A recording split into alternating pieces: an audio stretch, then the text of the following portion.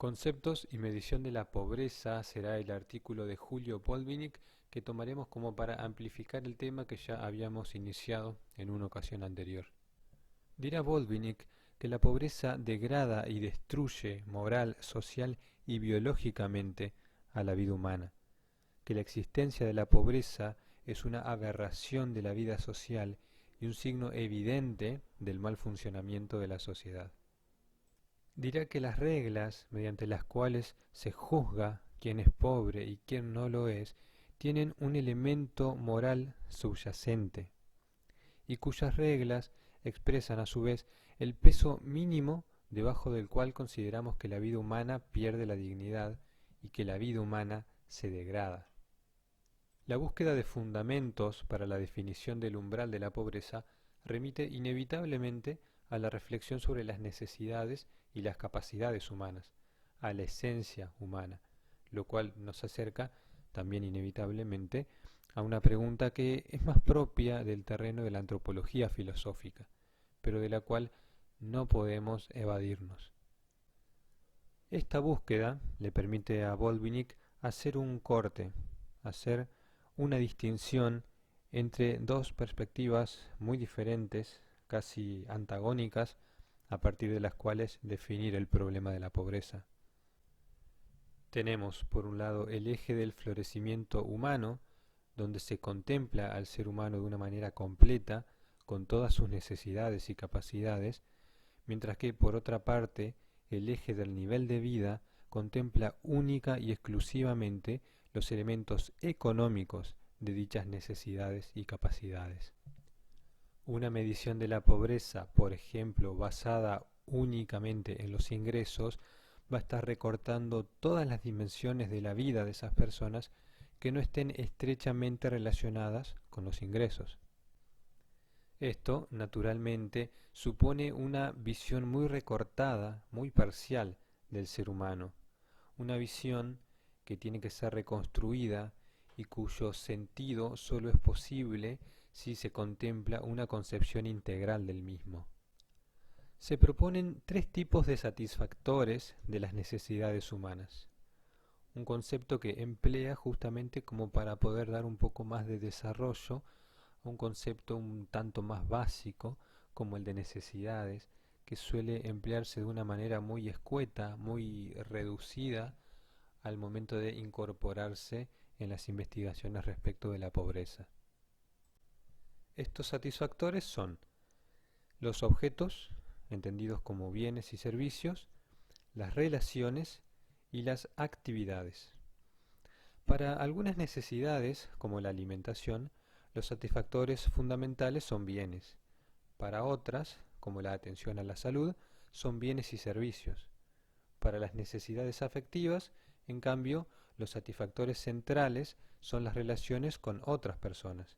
Y hay otras necesidades, particularmente él menciona de autoestima, de autorrealización, cuya satisfacción se deriva sobre todo de la propia actividad del sujeto. Sin embargo, en casi todos los casos, aparte del satisfactor central, intervienen algunos satisfactores complementarios. Ellos pueden ser, por ejemplo, el tiempo personal, este desarrollo que hemos mencionado de la autoestima, de la autorrealización, de la educación, etc.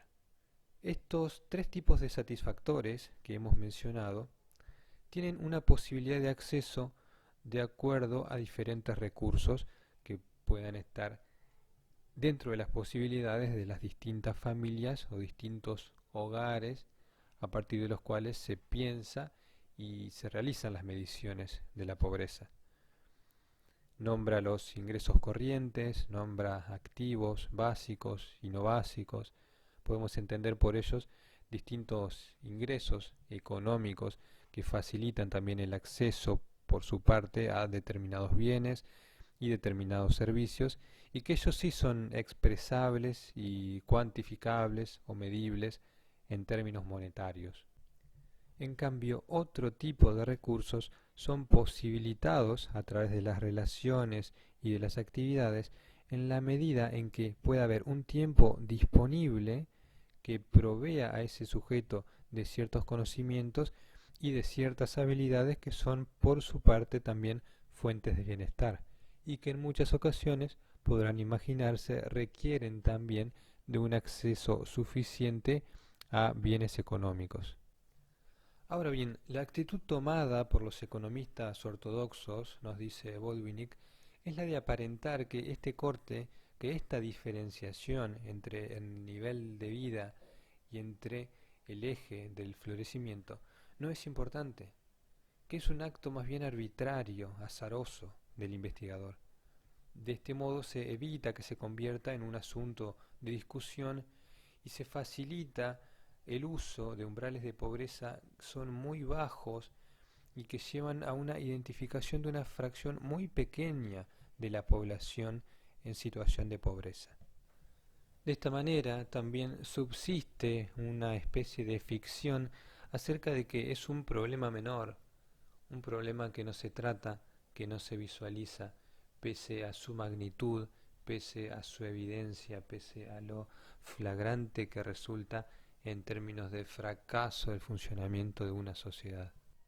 Teoriza Botvinnik que hay dos condiciones que determinarán las oportunidades para que los proyectos personales se traduzcan en florecimiento humano. Estas condiciones son las oportunidades de trabajo realizador y la vigencia y la extensión del derecho al tiempo libre, junto a las oportunidades para su uso productivo. Son estas dos condiciones las que ponen a los sujetos en una situación en la que el desarrollo de su vida, en que el traspaso de su día a día, semana a semana, año a año, no se reduzca a la obtención de aquellos medios por los cuales solamente pueda persistir y subsistir, sino que lo coloquen en una circunstancia donde tiene un margen suficiente como para desarrollar otra parte de sí,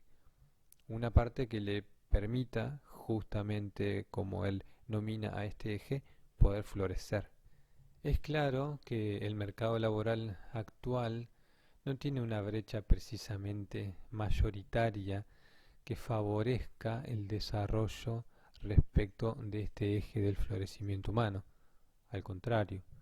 hay muchos quienes a modo de autómatas ejecutan sus labores y de ello resulta no mucho más que la posibilidad de subsistencia. El panorama es ciertamente oscuro, desesperanzador. El continente latinoamericano en ese sentido no es una excepción, pero sí me parece importante poder reconocer en especial unos pocos puntos dentro de este tema y fundamentalmente este aspecto acerca de que una persona que tiene sus necesidades satisfechas, las necesidades básicas, las que le permiten subsistir, no necesariamente deja de ser pobre y bien puede continuar siéndolo en la medida en que a la satisfacción de estas necesidades básicas no se pueda añadir una condición, una circunstancia que le permita un desarrollo personal, que le permita una superación de las circunstancias actuales para poder posicionarse en un lugar mejor. Estos aspectos últimos, al quedar por lo general por fuera de las mediciones de la pobreza, de las estadísticas que luego se comparten a nivel nacional, marcan una diferencia muy importante en lo numérico. Y sin lugar a dudas, si se llegara a incluir todo esto que hace a lo que aquí llamamos eje del florecimiento humano